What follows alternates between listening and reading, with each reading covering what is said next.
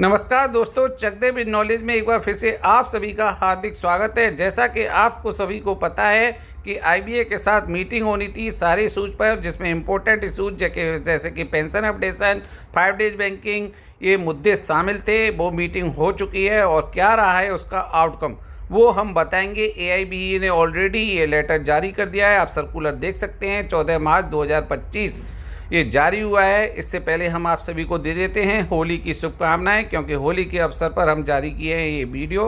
आप सभी को होली मुबारक हो। और दोस्तों, इस वीडियो में आगे बढ़ने से पहले हम आपसे पूछना चाहेंगे कि जब भी आप ये वीडियो फिनिश कर लें उसके बाद कमेंट सेक्शन में हमें ज़रूर बताएं कि ये जो आउटकम रहा है क्या सेटिस्फैक्ट्री है। हमें शायद नहीं लगता ऐसा, लेकिन एनीवे पहले हम वीडियो देख लेते हैं। आप अपना व्यूज़ दीजिएगा कमेंट सेक्शन में कि एक्चुअल में क्या आप सेटिस्फाइड हैं।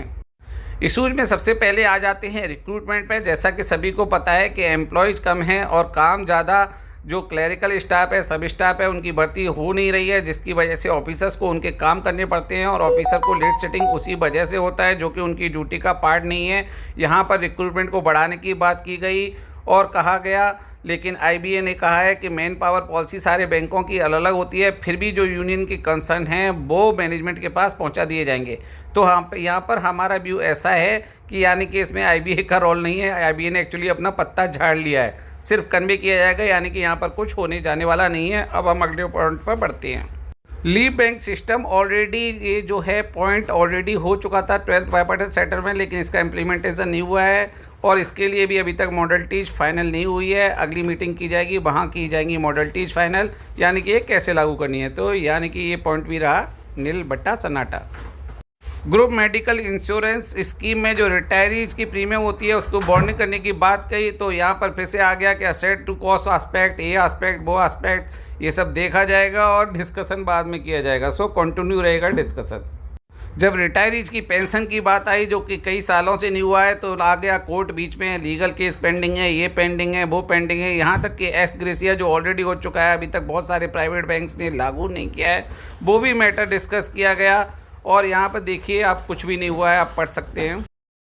ऑफ पेंशन की बात करें तो यहाँ पर कहा गया कि 20 साल के बाद जो है लास्ट मंथ की जो भी पेंशन हो उसके आधार पर, या पिछले 10 महीनों की पेंशन के एवरेज के आधार पर पेंशन डिसाइड होनी चाहिए। 70, 80 और 90 साल के बाद मिनिमम पेंशन 10,000 का प्रोविज़न होना चाहिए। यहाँ पर भी आईबीए ने कहा है कि नोट दीजिए, यार यूनियन ऐसा नोट पहले से प्रेजेंट क्यों नहीं कर देती।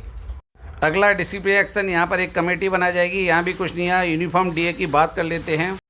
यूनिफॉर्म डीए की बात किया जाए तो यहाँ पर भी आईबीए ने कहा कि आप नोट तो दीजिए, तो यूनियन पहले से ये सब तैयार करके नहीं रखती क्या? उसको ऐसा एक्सपीरियंस नहीं है। अगर कंपेंशनेट में अपॉइंटमेंट की बात करें तो यहाँ पर डिमांड है कि जो भी वैकेंसीज अराइज हो रही हैं उसका 5% रहना चाहिए, ना कि रिक्रूटमेंट का 5%।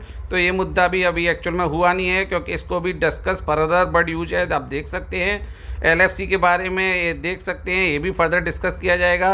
18 मार्च 2025 को कॉन्सिलेशन मीटिंग है, जिसमें कि 5 डेज बैंकिंग जैसा मुद्दा डिस्कस किया जाएगा। ओपीएस फ्रॉम एनपीएस, ये सारे मुद्दे डिस्कस किए जाएंगे। यानी कि कल की मीटिंग में 5 डेज बैंकिंग की तो बात करने का 1 मिनट का भी टाइम नहीं मिला है।